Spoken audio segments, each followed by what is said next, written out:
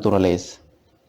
Entonces, trabajar con la cruz es trabajar con los misterios del fuego bajo la regencia, bajo la iluminación, bajo la unción de Melquisedec, rey del mundo. Y esto no es cualquiera. Esto no es para masas humanas, no. Esto es para el tercer nivel del cristianismo, que es el que se conoce como el vehículo Vajrayana del cristianismo verdadero, que se está develando desde hace poco, al menos a nivel popular. Lo cierto de todo esto es que queda aclarado en las palabras de Pedro cuando dice: serán partícipes de la naturaleza divina, habiendo escapado de la corrupción que hay en el mundo por la lujuria.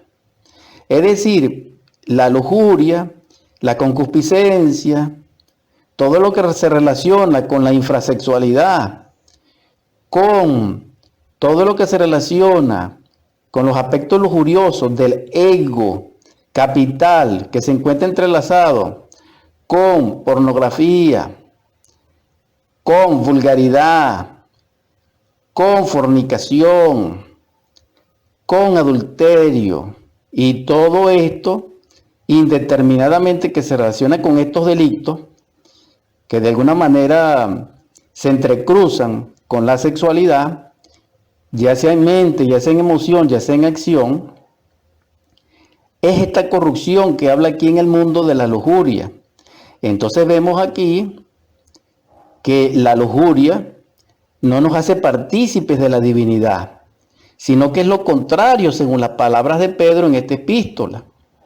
En el verso 4 completo del capítulo 1, y que se relaciona, ya dije, con la bondad inmerecida cuando hablamos del conocimiento exacto de Dios. Entonces, quien quiera tener conocimiento exacto de Dios y de la ciencia pura, porque el que conoce a Dios con exactitud conoce todas sus leyes, y al conocer sus leyes conoce toda la naturaleza divina en toda la dimensionalidad que pueda ser.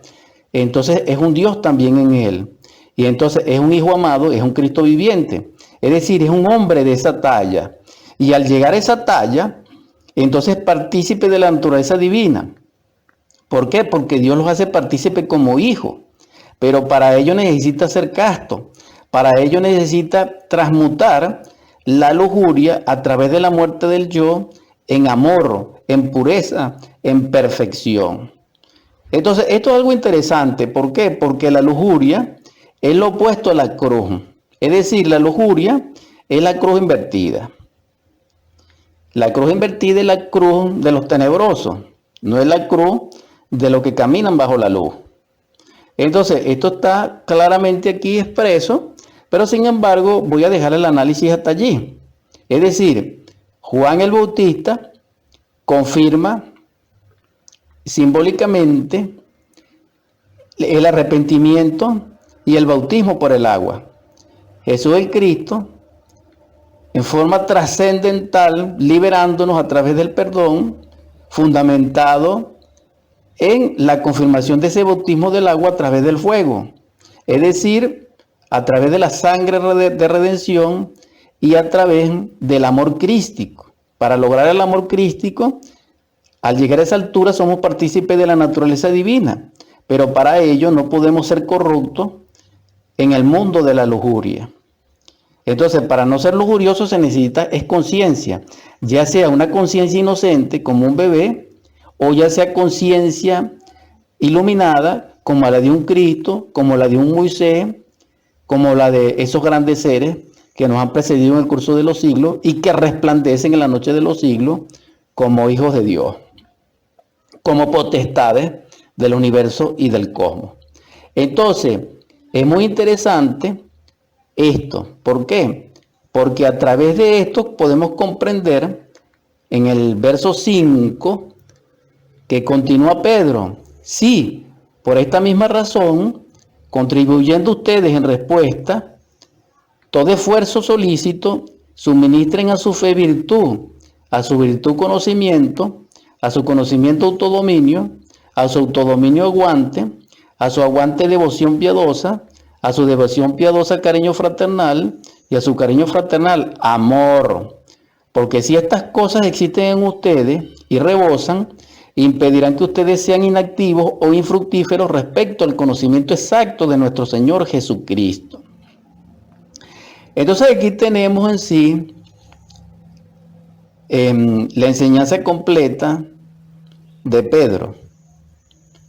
Entonces repito, tenemos fe, virtud, conocimiento, autodominio, aguante, devoción piadosa, cariño fraternal y amor. Entonces vemos que comienza con la fe y vemos que termina en amor. Pero en sí esto es dialécticamente, porque todo esto holísticamente es un solo atributo, es una sola cognición, es una sola facultad que tiene, dijéramos, estos rasgos o estos aspectos. ¿Por qué? Porque la fe sabemos que se mantiene por obra y para obrar se necesita conocimiento. Para obrar en conocimiento y sustentar la fe necesitamos autodominio. Para tener autodominio necesitamos no solamente humildad, sino paciencia, es decir, resistencia al yo y al espíritu inmundo del mundo, que está contra el amor, es decir, que es violento. Aparte de eso necesitamos, para poder aguantar y resistir a la tentación, necesitamos de amar a Dios, es decir, necesitamos aquella devoción profunda de la piedad, es decir, de tolerancia, de compasión. Posteriormente así asimilamos el cariño fraternal, es decir, la hermandad, y de eso proviene entonces el amor en todos sus aspectos. Ahora, todo esto nos va a confirmar a nosotros ser caminantes de la luz, ser caminantes en el sendero crístico, ser caminantes.